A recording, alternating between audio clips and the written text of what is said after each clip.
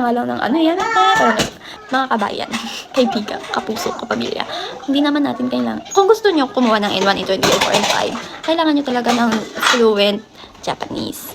Yung mag-start kayo mag-aral from intonation, from way of speaking, LR, A, I, U, E, O, ganyan. Tapos, yung language, curriculum talaga nila. Pero, kung gusto nyo lang naman, kaya nyo makipag-usap. Kasi syempre, pag nakikipag-usap ka sa tao, hindi ka naman kukurikin yan, may mga ganun. Pero kadalasan Pilipina or half Pinay, half Filipino. Pero, yung Hapon, nakipag-usap ka sa Hapon, alam na foreigner ka, tapos i-correct ka ng as in grammar word by word. Pwede kang i-correct na ang ibig mo sabihin ganito, ganyan. Pero yung itay ko to, ako rin ang desu ka to.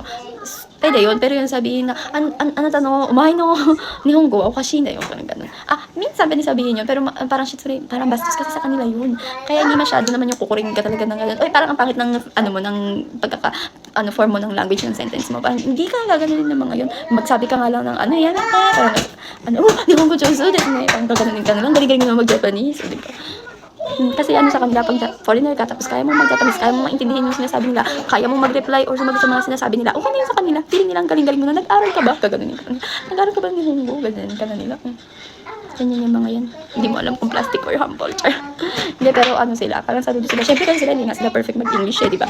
Tapos, hindi din sila marunong mag-Tagalog, lahat, di ba? Tapos lahat tayo, Pilipino, kaya natin mag-English, tapos, kaya pa natin mag-Japanese, kahit hindi naman perfect, di ba?